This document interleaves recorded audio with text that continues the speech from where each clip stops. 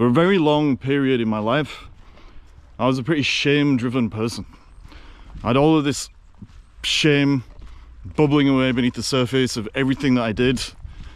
And it was only when I transcended it that I started to realize that we live in a shame-driven world. For me, my shame came from two main places, as far as I can tell. The first was that I was the black sheep in my family when I grew up, the scapegoat for a lot of things. The second was that I was a late bloomer. And so, while all the other kids were getting taller and hairier, I just stayed like a little kid for a while, which made me kind of stand out, look weird or whatever.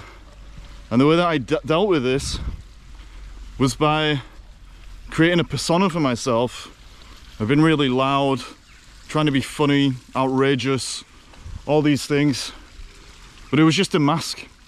And it was only years later, when I took that mask off, that I finally became free.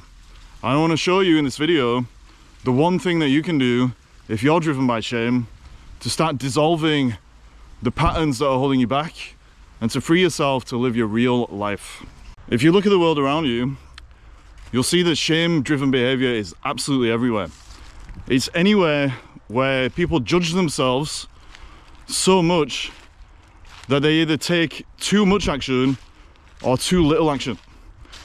Both of those things, too much or too little action, are symptoms of having a shame-driven personality.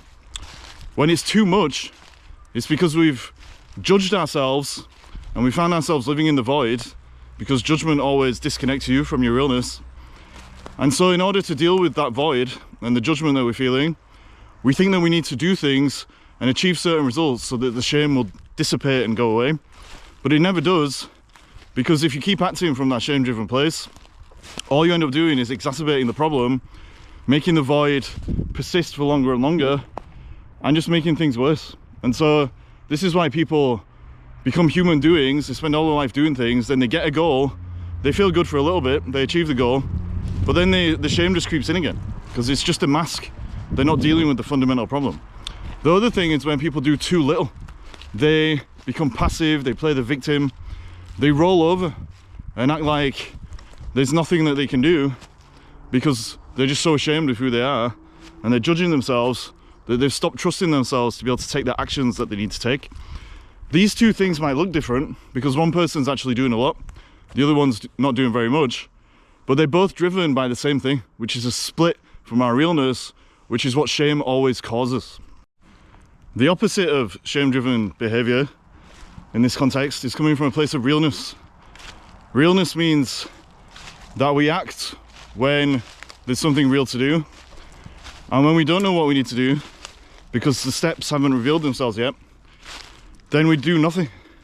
We ride through the uncertainty and the period of stillness until the next step reveals itself. This means that we're living in a real way, which I like to say involves doing our best and letting go of the rest. Doing your best means that you trust yourself to do what needs doing.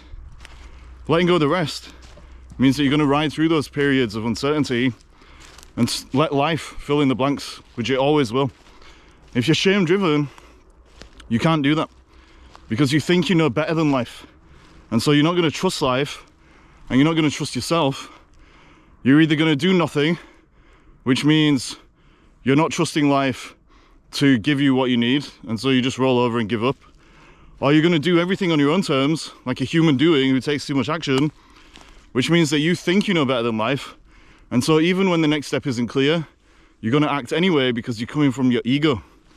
Both of those approaches, again, are shame-driven. And the reason that they're shame-driven is because they're not coming from a place of acceptance and humility, but they're coming from a place of ego. And the one thing that you can do to start your dissolving of shame is to start shifting into that humility and that approach of understanding that not all of life is up to you. That's what I'm going to get into now. Humility basically means that you understand you're a real human being, which means that you're not perfect, you can't control everything, and that life is bigger than you. When you get to that point, of understanding that and really embracing it and accepting it as a good thing, then you understand that you have limitations, natural limitations. And so you don't have to play the victim and judge yourself, because you accept the limitations are just part of the playing field and not something that defines you. And you don't have to keep trying to push your limits and trying to control everything like the human doing does, because you know that it's not all up to you, and that your limits actually, and embracing them, are going to serve you.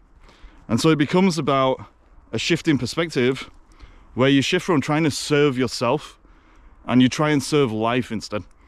When a victim is acting like a victim, they're actually not being humble, even though it might look like that. They're basically attached to their emotions, and they're serving themselves by indulging in those emotions so much that they become stuck.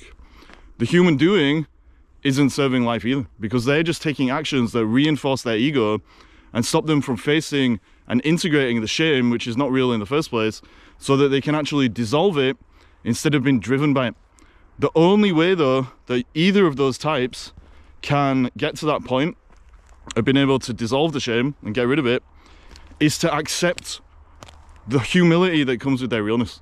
Understanding that they have limits, there's nothing wrong with that, but those limits mean that we have to serve life or something bigger than the ego, rather than just acting in a way that reinforces the ego, which is what keeps us from real life in the first place. In my own life, I've played both of these roles, the victim and the human doing, at different stages in my life. And it's only when I transcended them both that I could see that neither of them was a realistic or real approach to life and what it means to be a real human being. When I was in victim mode, it was mainly after I had some health issues. Talked about it before on this channel. I had a failed kidney transplant. After that, I really went into victim mode. I basically rolled over and gave up. I was constantly worrying, constantly fretting, didn't take any action. But really, when I look back, all of that worrying was just my ego, thinking that it knew everything, was being omniscient, and that I knew better than life. And so all those worries were just repeating a story I was telling myself, so I didn't have to take any action and deal with the situation, accept the life that I still had, and do something with it.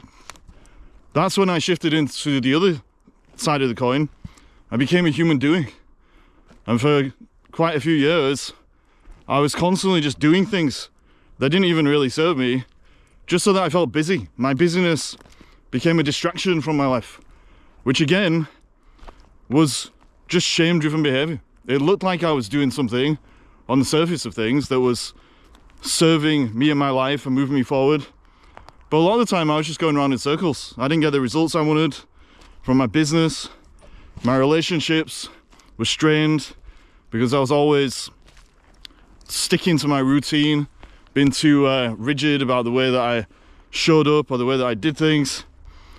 And that's because being a victim and being a human doing are both, like I keep saying, shame-driven behavior. The victim is just the ego trying to be omniscient, thinking it knows everything, thinking its worries are the truth more than what life can actually give us or share with us. And the human doing is just the ego trying to be omnipotent, thinking it has power over everything, thinking that it can act and force life to do what it needs to do for the shame to dissolve. But neither of those things will take you where you want to be, because neither of them are real. And again, the only way to be real is to accept the truth. In this case, our humility, the fact that we have limits, and that we need to embrace those limits so we can build with life instead of against it. After living like that for quite a while, I eventually realized I was just banging my head against a brick wall and not really getting anywhere, because I was just doing things from my ego. And so eventually I stepped back and I realized life is bigger than me and my plans, my little goal setting things that I was doing and all the actions I thought I needed to take. I'm not saying that action is not important. Action is the only thing that's going to change your life, but it has to be real action. I was doing things to be productive, not to be real. Eventually I realized life is bigger than me, like I just said. And so I stepped back. I let life start filling in some of the blanks. Instead of doing things every day, I'd sometimes just do nothing, literally. It was better to do nothing than to do something unreal. And so eventually I realized that if I waited for life to give me what I needed, it would do, as long as I stayed calm, regulated, made sure my nervous system wasn't freaking out and seeing the uncertainty as a threat. And if I just trusted life and myself, then I would actually have a better relationship with life. Because instead of forcing myself on life, I could start to flow with life. And this is why being humble is so important and will dissolve the shame. You can only flow with life if you accept that life is bigger than you and you kind of submit to it. And now, even after all these years, every day I still have to remind myself that that's the case. I start my morning by basically giving myself to life, by meditating, doing yoga, morning routine, just reminding myself that it's not all about me and that I'm gonna have to stay calm. I'm gonna have to wait with life. I'm gonna have to ride with life instead of forcing myself upon it. Maybe the great irony of all this is that if you don't choose to be humble, life is gonna eventually humble you anyway.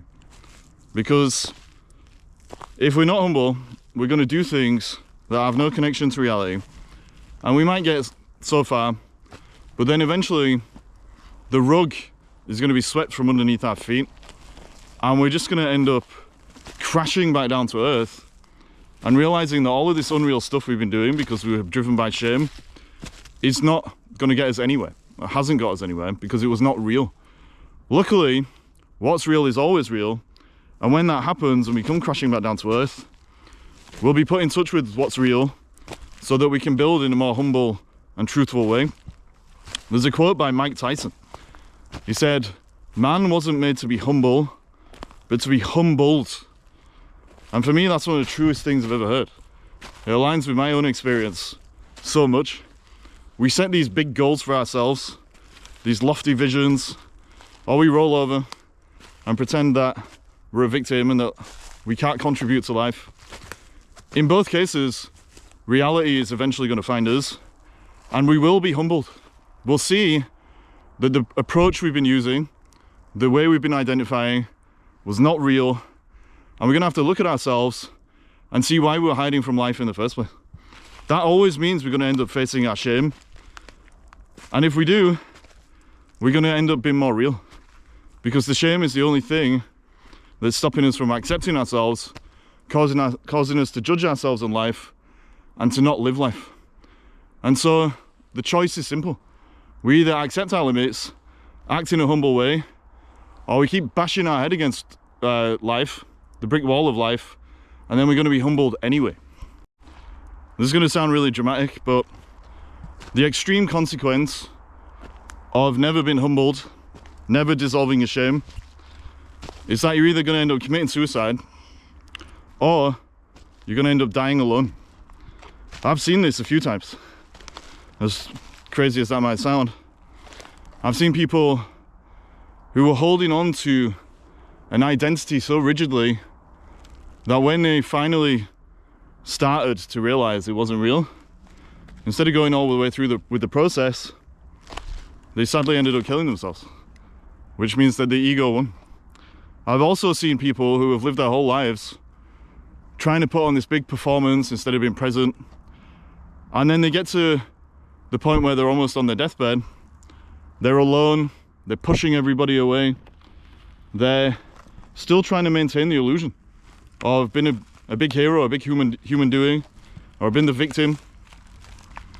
And so instead of face reality and ride through the shame, they cling on to those old patterns, push people away so reality doesn't come creeping back in, and they end up dying as they live their lives, being unreal and fighting themselves and the truth. Now, I'm not saying that's going to happen to everyone, but it's the extreme consequence of not accepting life's invitation when it shows up to be more humble, to be more real, to accept your limits so that you can build a foundation of realness that's going to allow you to work with life instead of against it. That invitation has always been extended. It's probably been extended to you right now. Life is always calling you back to life. And once you start serving it instead of serving yourself, that's when things become amazing. You get in the flow and you can get where you need to be. What all of this essentially means in practical terms is that if you're currently driven by shame, and you'll know if you are, because you'll be living in the void, you'll feel like something's missing from your life, you always feel restless, you feel like you have to perform and prove things instead of just being present. If you're driven by shame, then you need to let go. You need to let go of the need to control everything, the need to keep justifying all these stories about being a victim or being a big hero. You need to let go of any distractions like busyness or addictions or whatever it is. You need to let go of all the shame-driven structures you've created in your life to keep the shame story going. That's going to be hard because a lot of the time, shame-driven people are identified with those things. Like I used to be really identified with my routine, with my work, with all kinds of things that were just keeping me on that hamster wheel of avoiding myself in life. But if you keep letting go, eventually you will find your realness. And what you're letting go of is all the things that stop you from being humble and embracing that realness. Real basically means that we're perfectly imperfect, but that we can keep growing and evolving into a deeper sense of wholeness.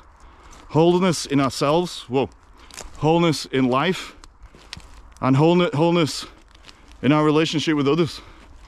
It takes humility to have a good relationship at all those levels. Yourself, the world, and reality. That's how I should have said it. If you're humble in your relationship with yourself, you're not going to judge yourself. You're not going to hold back. You're going to trust yourself. If you're humble in your relationship with others, you're going to have a real relationship with them. You can show up, you can be intimate. And if you have a real relationship with life, a humble relationship with life, you can let go of control and let life fill in the blanks when the time comes. Humility is always the way to dissolve your shame and get back into reality, which is what all of us need and want.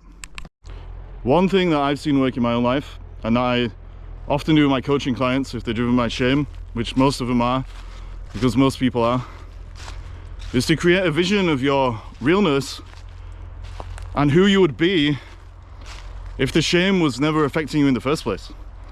The shame is unreal if it lingers, and it causes you to be unreal, which means that it causes you to identify with the ego instead of your realness. And so you perform your way through life instead of being present, like you keep saying. If you can figure out what you would look like, what your relationship would look like with yourself if you weren't driven by that shame, and start to act like that version of yourself, then all the little gremlins and niggles in your head that the shame brings with it are going to dissolve, because you get evidence that the real you is the real deal. And so all those gremlins and the little stories to tell you are going to disappear. They're going to have no power.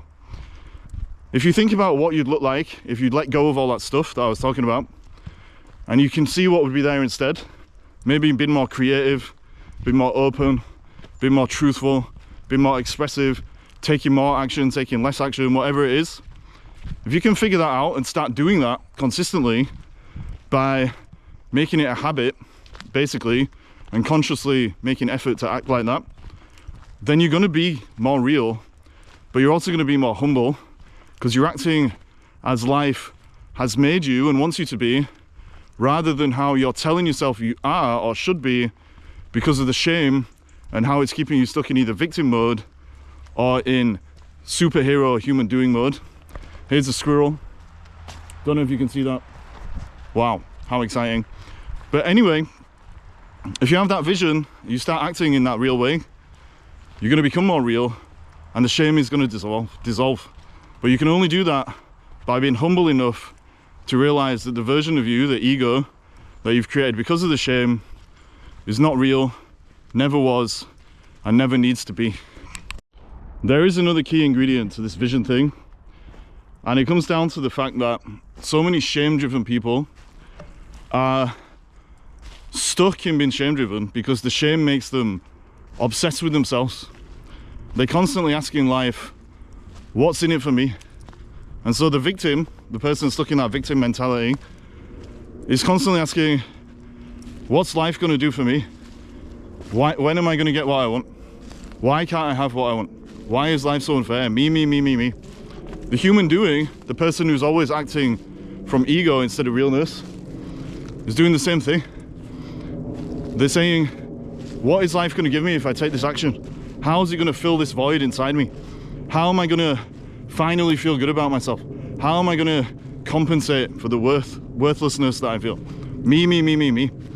A real vision is about shifting out of that mindset of what's in it for me and shifting more into how can I serve the world with my realness? And so all those qualities that you might uncover when you start to ask yourself who you would be without the shame, creativity, openness, blah, blah, blah, you need to ask yourself, how can you use those qualities to serve the world, or at the very least, the people in your life that you love? How can you use your creativity to give back to your kids or to your partner? How can you use your openness to have deeper, more meaningful conversations with people? All of these things, if you think of it in terms of how can I serve the world, how can I serve life for the sake of loving life, instead of what's in it for me, are going to allow you to be focused externally instead of just focusing on you and your stuff and all of the introspection and self-loathing, really, which is what it is, that comes with the shame. You dissolve shame by acting in a humble way so you can give to life instead of just trying to take from life, either as a victim or a human doing. And you do that by creating a real vision for yourself that's going to allow you to flow instead of just forcing things through the same old bullshit, getting the same old results, and wondering why that shame is following you around your whole life long. So that was a video. What we learned, hopefully, is that we live in a shame-driven world. There are shame-driven people all over the place. And that shame makes us show up in a way where we think that we know more than life knows.